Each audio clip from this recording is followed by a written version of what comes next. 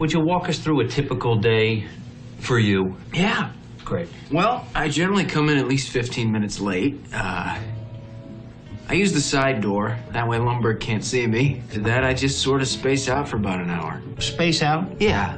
I just stare at my desk. But it looks like I'm working. I do that for probably another hour after lunch, too. I'd say in a given week, I probably only do about 15 minutes of real, actual work. The thing is, Bob, it's not that I'm lazy. It's that I just don't care. Don't care? It's a problem of motivation, all right? I have 8 different bosses right now. So that means that when I make a mistake, I have 8 different people coming by to tell me about it. That's my only real motivation, is not to be hassled. That and the fear of losing my job. But you know, Bob, that'll only make someone work just hard enough not to get fired. Good luck with your layoffs, all right? I hope your firings go really well. Excellent. Wow. Hello, and welcome to another episode of ERG PowerTalk. I'm your host, Joe Santana. That short clip we just played is from the 1999 movie Office Space, where a bored and disengaged employee of a software company by the name of Peter Gibbons shares what he really thinks about his employer and his job after being left in a blissful, carefree state of hypnosis. This is a movie that became a cult classic in comedy, and I think it's for a similar reason than the TV show The Office. It's because it's a mockumentary of how many experience their corporate life. And this employee disconnect and dispassion with jobs is unfortunately a growing condition. According to Gallup's State of the Global Workplace 2022 report, in the US, 50% of workers reported feeling stressed at their jobs on a daily basis. 41% is being worried, 22% is being sad, and 18% being angry. This and other stats from this report are all wrapped up in the headline of a CNBC article reporting on the report that said, job unhappiness is at a staggering all-time high. And I wouldn't be surprised if that record wasn't already broken. So what causes that? What causes that malaise? What causes that disconnect that people have with jobs, that causes suffering, causes cost to organizations? People who, unlike Peter Gibbons, haven't been hypnotized, so they don't basically blatantly fess up about what they really think and feel. And a better question is there something you can do about it? You and your ERGs can do about it. And that's the topic for our discussion today, and to help us, we've got the perfect guest. But before we introduce our guest, let's take a moment to review our mission and acknowledge our supporters. This is ERG PowerTalk, and I'm your host, Joe Santana. ERG PowerTalk is your 21st century virtual forum for the exchange of great ideas and inspiration for ERG leaders, as well as others interested in supporting ERGs. With ERG PowerTalk, there is no more waiting until the next conference and praying that you get the budget to travel to the conference to find great ideas and stimulation. Just subscribe and listen to thought leaders at your convenience. Before we begin, a quick note of thanks to our supporters: Elastic, Dollar General, Freighter Health and Wisconsin Medical College, Hiscox, Mass Mutual, Manpower Group, Tapestry, Federal Reserve System, Federal Reserve Bank of Philadelphia, MIT Lincoln Laboratory, Oshkosh Corporation, UL Solutions, and Sony Pictures Entertainment. Now, let's go straight to the program. She is internationally recognized as a pioneer in the coaching field. She was one of the first in the world to receive the Master Coach credential from the International Coach Federation. She's put in tens of thousands of hours over 28 years to help people make career transitions and improve their lives. Through her coaching company, books, corporate and civic speeches, and her media appearances on such shows as The Oprah Winfrey Show, CBS This Morning, Good Morning America, The Today Show, and more, she's reached millions of people and shown them how to figure out what to do with their lives without ever looking at their resumes. She's also the author of Now What? 90 Days to a New Life Direction, and a pioneer in the personal coaching field. Her 5 books in total are published in 13 languages, have graced bestseller lists, and one of them, the little book, on meaning was up for a Books for a Better Life award alongside the Dalai Lama and the Pema Chodron. I'm Laura Berman Fortgang, and I'm the author of Now What? 90 Days to a New Life Direction. I work with people to figure out what they want to do with their lives, so I've definitely seen the patterns and the mishaps that happen along the way, and especially those trying to survive the corporate landscape. Laura, welcome to ERG PowerTalk. I'd like to jump right into your story. What led you to this work? I know that you were in theater before. I watched your TEDx talk, found it fascinating, but I'd love to hear from you. What led you into this work that you've been doing for the last 3 decades now? Thank you for asking that.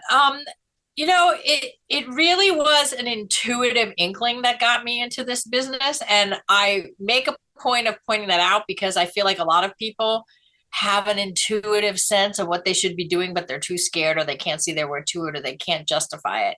But many years ago, I was looking at my acting career and saying, I'm reasonably successful, but I haven't made it to Broadway, and it could be 10 more years and not make it to Broadway. And then what? Like, I've been 20 years out of college and no job experience, and I'll be unhireable.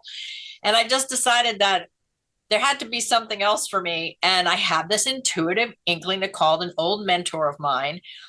And he had become a coach, and he thought he could help me figure out what else I would do with my life. And I started training people on presentation skills because that makes a natural shift from, the actor teaching other people how to stand on stage. But I quickly realized that, I went deeper with people. There was more to it. My love of self-help could be integrated. And I looked at my coach after 2 years and said, I want to do what you do. And I was one of the first people trained in the US through Coach U, Inc., and one of the founders of the International Coaching Federation. And then I had this meteoric rise in the first 5 years of becoming a coach as it took off around the world in recognition and popularity. And it's ironic how many more TV shows and magazines I did as a coach than I ever did as an actor. So it all kind of came full circle. And, the interesting thing is that I thought I had failed so miserably and was very depressed and somewhat suicidal in my late 20s. And all because I thought I had failed at the only thing I ever wanted.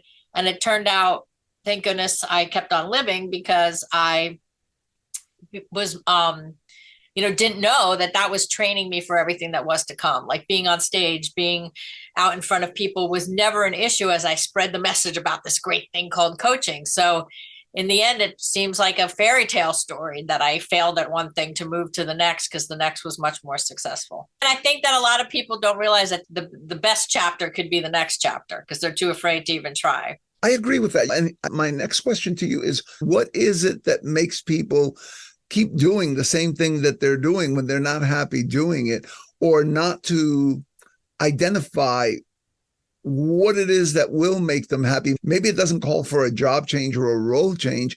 It might call for finding more of your own center, right? But why is it so many people don't do that? Because it doesn't seem like that's something that many people actually do, that they make that shift that you made and realize that all of these things are building towards something that is going to be a lot more meaningful to them. Well, because we're not trained to look for it. I mean, even in high school, when you're starting to decide if you're going to college or not, everything's geared towards get a degree, get that first job, build the resume. And that's why I never even look at resumes when I try to help people figure out what's next for them, because the resume is just a chronological business case and a collection of credentials and skill sets that lead you to do the same thing. Right. So I have people look at their life stories, because in your life story, you're going to find the clues to your motivation, the clues to what you really want, a sense of purpose. And yes, it very much is possible to stay in the same job, but have found new meaning when you have a better understanding of what you're built to do and how to bring that to your job. So, I wish more young people were guided in high school. I call it like you're given the paper roadmap, like, those paper maps that are tremendous and humongous. We give kids a paper map. It's outdated. And we say what you like and what you're good at is what you should pursue. And that's not it at all. We need to give them a fine-tuned laser, satellite GPS in the sky that tunes in and says, Oh, you're interested in being an astronaut, but you're not good at science and math. Okay, but what is it about being an astronaut? It's a sense of wonder. It's, going beyond what we think is possible. So those aspects, those softer aspects of it, if you don't have the hard skills to match that dream, those are the clues as to what you need to be pursuing and what you need to have present so that you feel satisfied in your career. Because ultimately, it's not your job that makes you happy. It's who your job allows you to be. It's not what you do for a living. It's who your job allows you to be. The who. And not a Cindy Lou Who from Dr. Seuss. Yeah, I've heard you say that before, and I love that because this whole idea of who your job allows you to be. And one of the things that I recall during my own career as I think about that is that I've had a lot of different roles in my life. And one of the things that I found is that I enjoyed every single one of those roles. If I look back, they all had their little things that I wasn't too crazy about. But in general, I enjoyed the roles.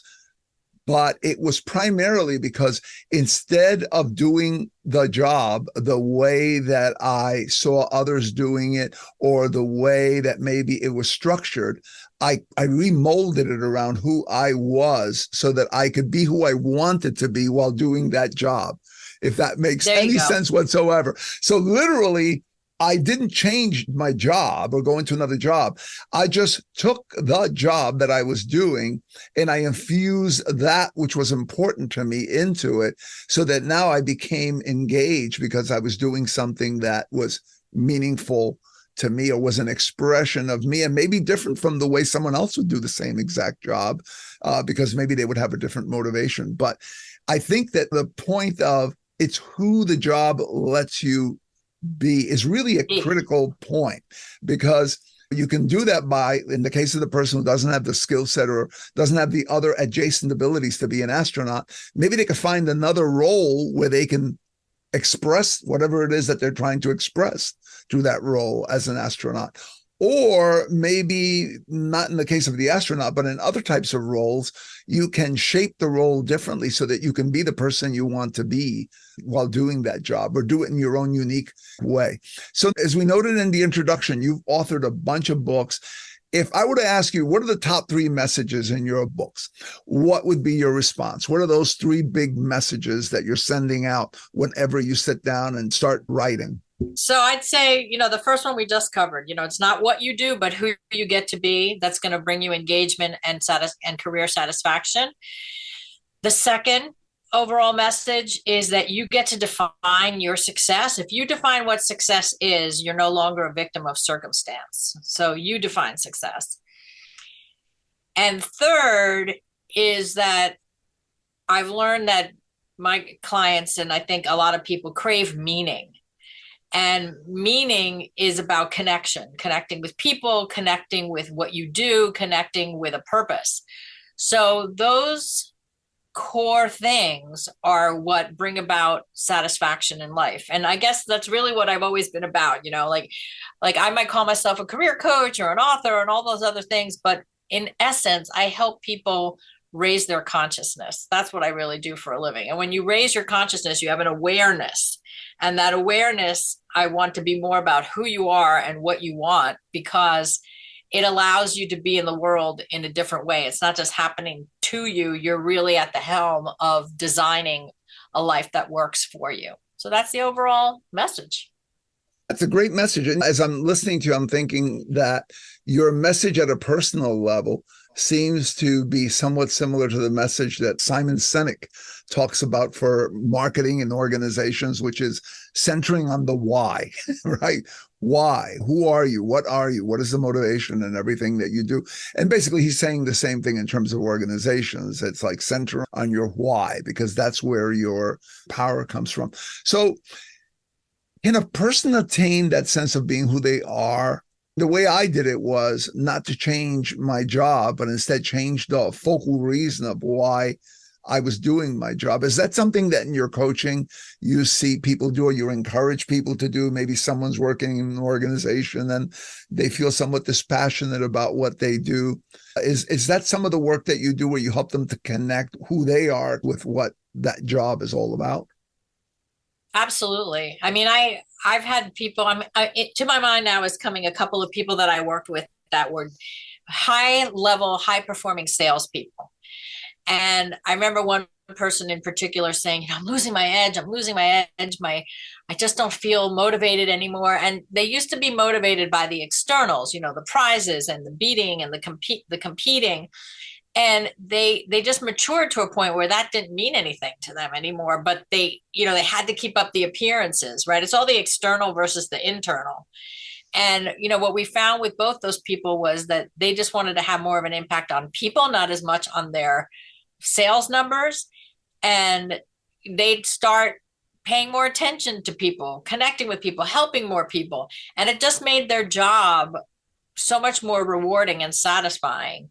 And their performance still stayed high, but they found a new motivation, right? So like you said, versus an external drive, finding an inner drive that's going to make you connect to it and be engaged and find meaning. So even in that clip that you showed, you can do the minimum and you can get by, but that doesn't feel so good either. So if you engage and figure out, what's the game you want to play, whether it's about, getting people to work better together, or the game you want to play is getting your team to perform better, or your game you want to play is coming up with some kind of internal nonprofit for your company, something that brings everyone together to do something bigger than themselves. Whatever it is that appeals to you, that's the game. And when you can treat it more like a game, you're not going home grumbling all the time. Yeah. No, that's great. As I listen to you, it takes me back on little trips through my own memory lane. I remember one of my earliest jobs was actually in sales, and you were talking about sales. And Laura, I got to tell you, in the beginning, I fell into that because I ended up working for someone that knew my family, and I knew them since I was a little kid, and I was going to school and I needed a job, and I went to work for them. And it was in insurance sales. It was personal insurance. Back then, that was done basically door to door and sitting down with people. Yeah. I hated it, right? And the person who was training me was someone who was very much into the numbers. They wanted to make this number. They wanted to make that number in this quarter and that quarter. And for some reason, every time they opened their mouth and they talked about these numbers, when I knocked on a door, it made me feel like my only purpose in life was to try to get the person who was behind the door to write a check. And that didn't feel so good.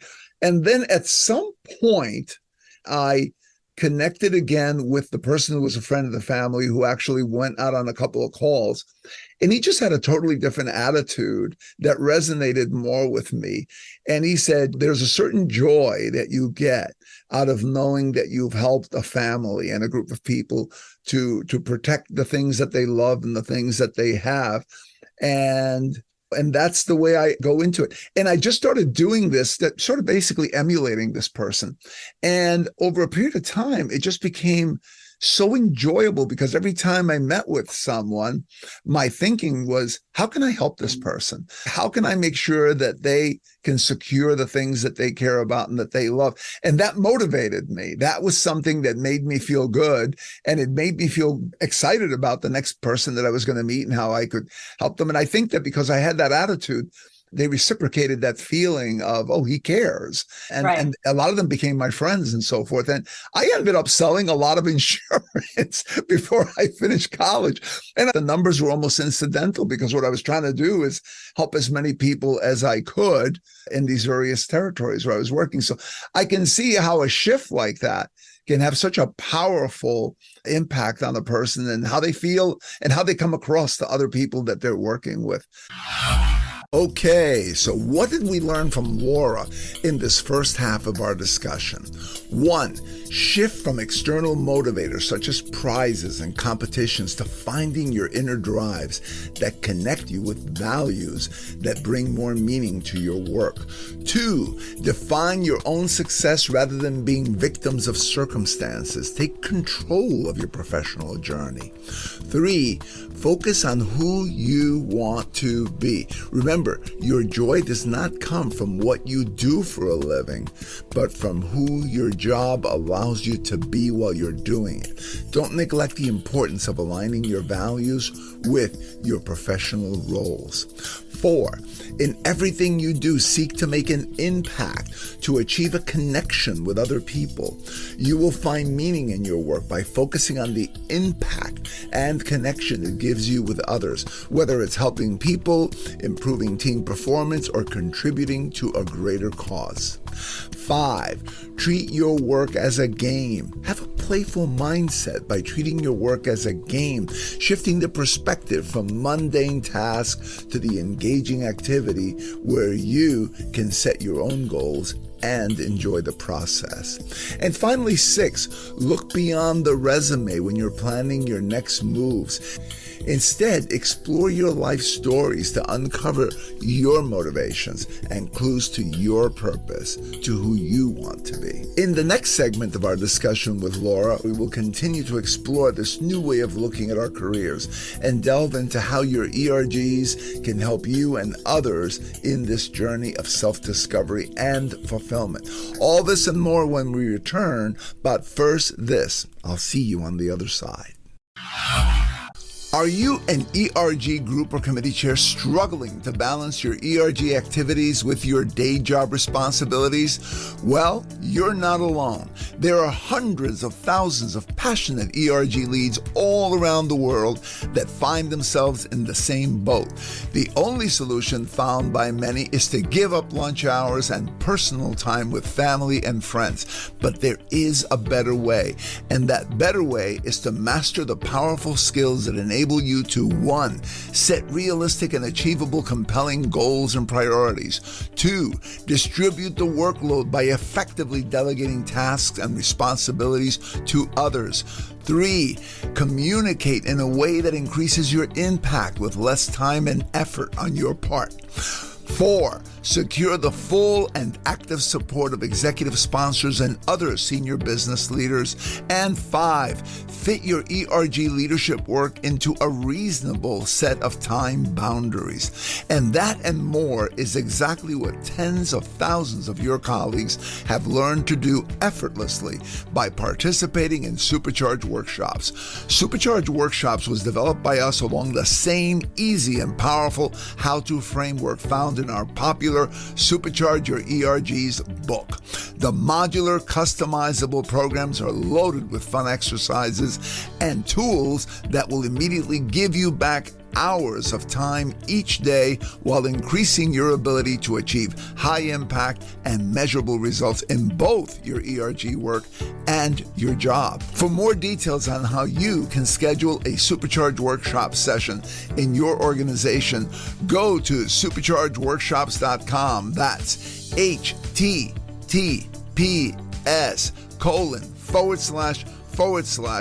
Supercharge Workshops, one word with no spaces.com. So don't suffer silently.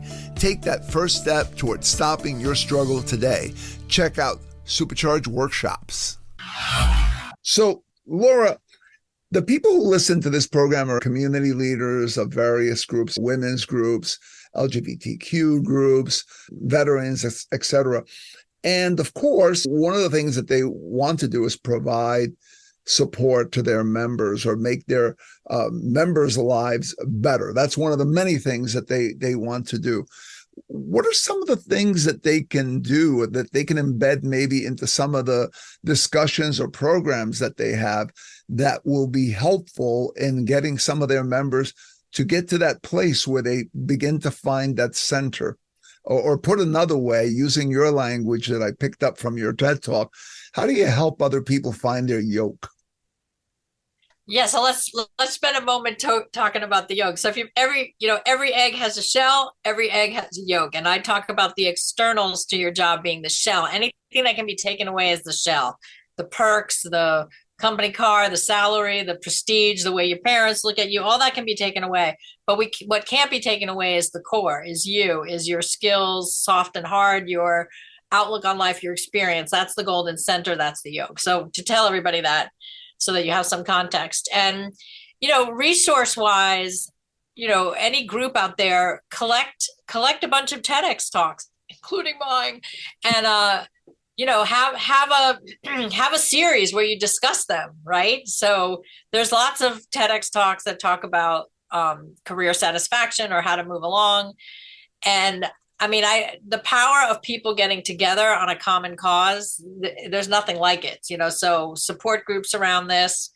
It doesn't have to be getting people to leave their current job. It can just be bringing more meaning and satisfaction to the job that they have. And just like you said in your example of selling insurance, you connected it to something bigger than you. It wasn't just the money and the sales.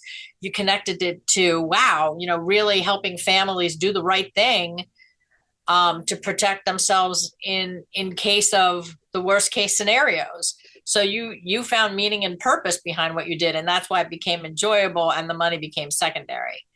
And I can't tell you how many people I've seen succeed more and at greater rates once they find the bigger game to play, the thing that's bigger than them and bigger than the money. So that's the conversation that I hope would keep going from anybody listening to this conversation today.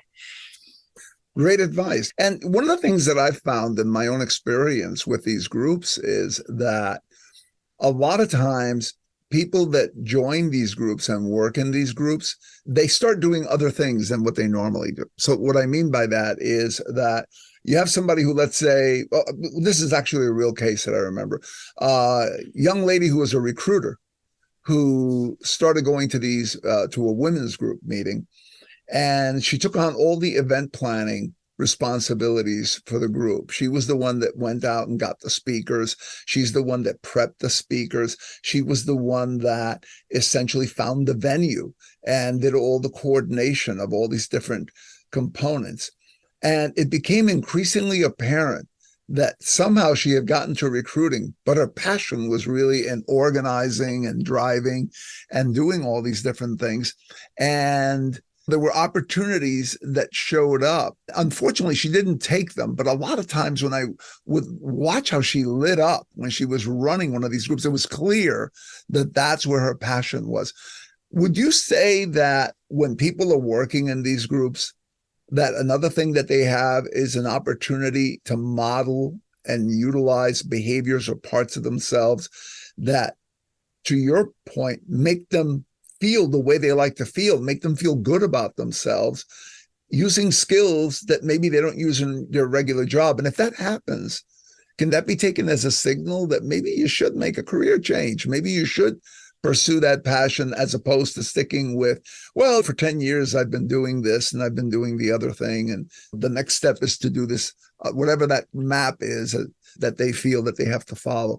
Do you think that's something that when you talk to clients, do you encourage them sometimes to pursue, let's say, a new avenue as they become aware that their passion lies elsewhere?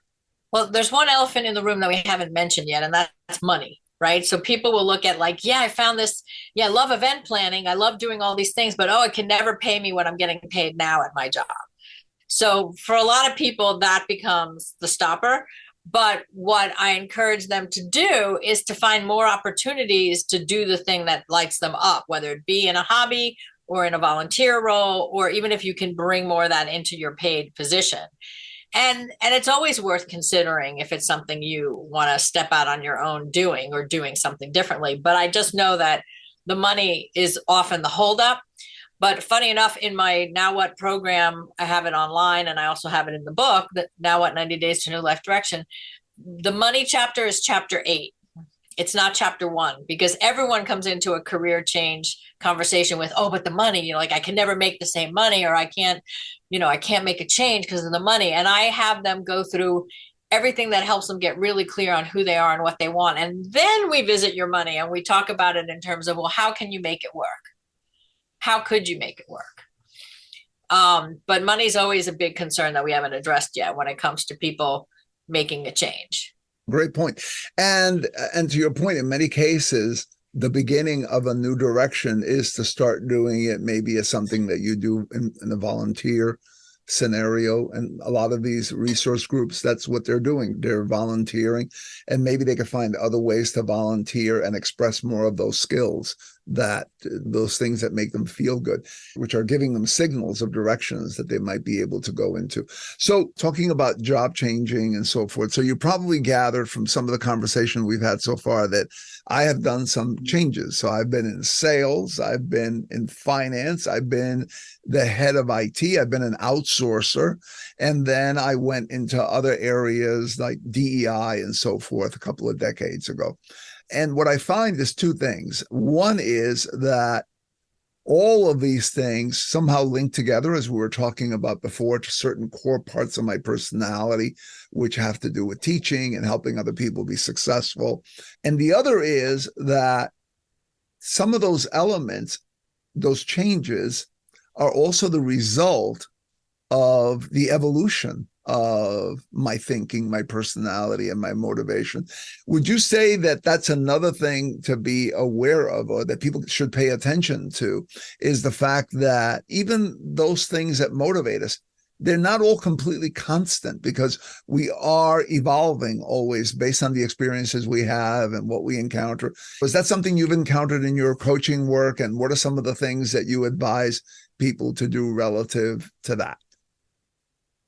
Yeah, I mean, we're always evolving. And just the fact that once we get something, then we want more, that's an evolution. And that's okay. You're not selfish or greedy or crazy. It's just we evolve. We hit one milestone and then we're ready for the next. But what I find is that even you had said, you've done a lot of varied things, but you can still bring it back to the yoke, to the through line that you love teaching, and that's essential to you.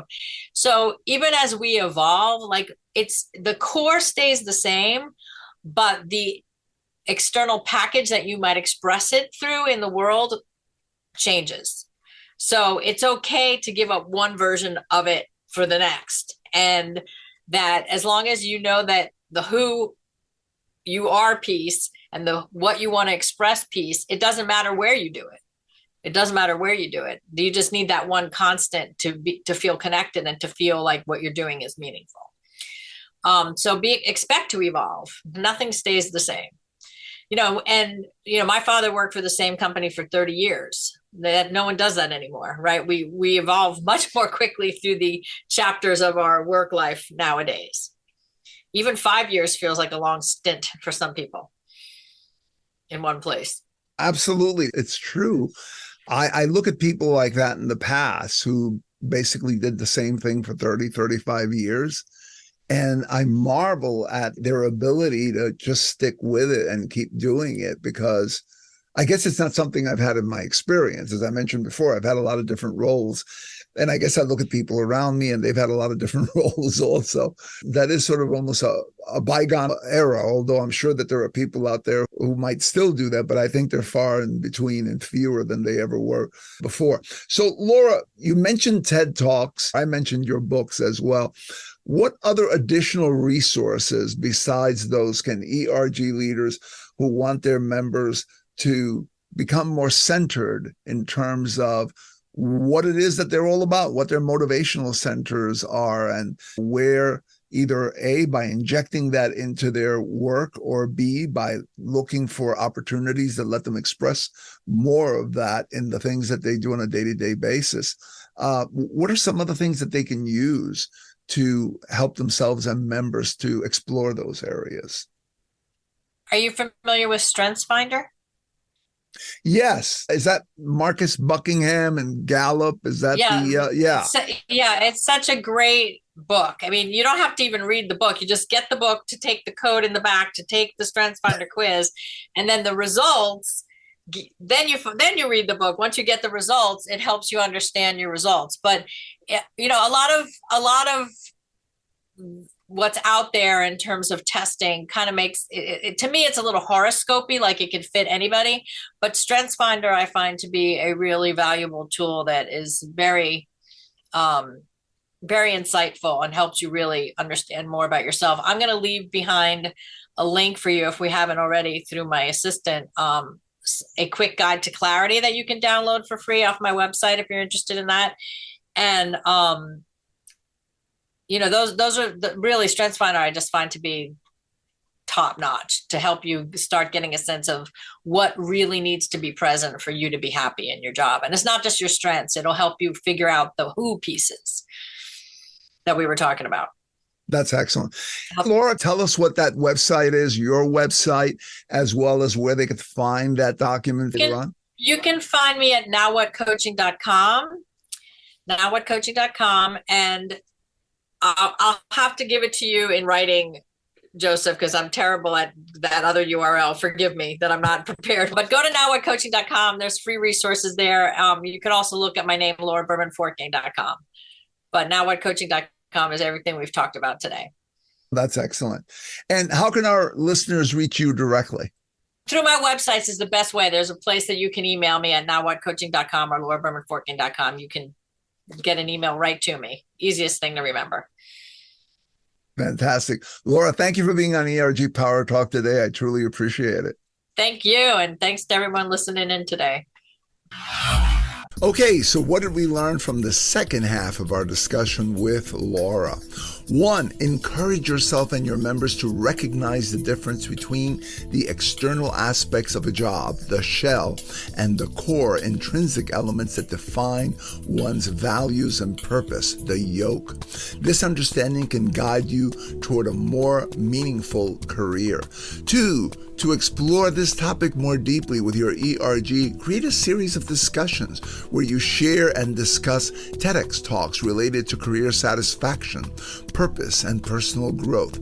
TEDx talks can provide valuable insights and spark discussions within your community. I recommend you put Laura's TEDx at the top of your list. 3, put together a community support group within your ERG to serve as a platform for individuals to share experiences, discuss challenges, and find inspiration in collective efforts. 4, the first step is to see if, like me when I was a young salesman, you can find a way to be who you want to be while performing your current work. This is especially important if money is a significant factor in doing your current role, and you can't move from this higher paying job into one that, while being more satisfying, pays you a lot less. 5, meanwhile, suppose you find yourself stuck in a role that only allows you to be who you want to be minimally or not at all, but due to the money you have to stay there. In that case, Laura advises you to explore new ways of being who you want to be by volunteering in areas that better align with your core interests. This allows you to gain experience and develop relationships in a new role that lets you be who you want to be, while you are gradually building the experience and the skills and increasing your earning power in that role to the level that you need. While it will take longer than just stepping back into a less paying job to make an immediate change, this is an excellent strategy for someone who wants to transition gradually without a sudden loss of income. And finally, 6, Laura recommends using tools like Strength Finder quiz to acquire valuable insights into your strengths and preferences. This can help you and others in your group to find their way toward roles that align with their natural abilities and the core human need for the sense of fulfillment you get when you're in a job that enables you to be who you want to be. One of the recent Marvel comic movies tells the story of Dr. Stephen Strange, a highly skilled neurosurgeon. After a car accident severely damaged his hands, rendering him unable to perform surgery, Dr. Strange embarks on a journey to find a cure. His search leads him to a powerful mystic, but instead of finding a cure for his damaged hands, his journey leads him to discover the power of the mystic arts. Under the tutelage of this mystic, Dr. Strange learns the art of sorcery and becomes a powerful sorcerer himself. So despite losing his ability to be the person he wanted to be through the performance of miraculous surgeries, he gains a new way to do it through his newfound magical abilities that enable him to protect people from mystical and supernatural threats. There's something about this fantasy story that intuitively touches anyone who watches, and that is that even though we may not articulate the difference between what we do and who we want to be while we're doing it, we intuitively realize this great truth. Take the former actor who, due to a medical condition, can no longer act, whose genuine desire desires to be a person who entertains and brings joy to people, who then becomes a happy producer. Or the former diversity officer whose passion is to change the world into one that is more equitable and inclusive, who upon leaving that role switches to helping other diversity officers succeed in that same mission. In these stories, the common element is that each person is doing what they can in the present moment with the collection of abilities and resources they have to be the person they want to be, performing the task at hand. Mark Twain once famously said, "The two most important days in your life are the day you are born and the day you find out why." I urge you to find out your yoke, the core of who you are, the why you are here, and help your members do the same, allowing them to be the person they want to be in every task they undertake. Do that, and you and they will find incredible joy and fulfillment in everything you do. Thank you for tuning in to ERG Power Talk. If you enjoyed and got value out of this program, please like us and leave a favorable review at your podcast provider's site. Also, invite others to listen to the show. By the way, contact me if you're looking for an ERG Symposium keynote or a leader for your strategy workshop, new chair onboarding, and or ERG bootcamp. I can run these for you either in person or in a virtual setting. Also, for more great ideas and tips for your ERGs, get my books, Supercharge Your ERGs, 18 Tips to Power Up Your ERG/BRG Strategy, and the new DEI and ERG Frontier, how you and your efforts can rise and thrive in the new world of constant disruption. Both available on Amazon.com.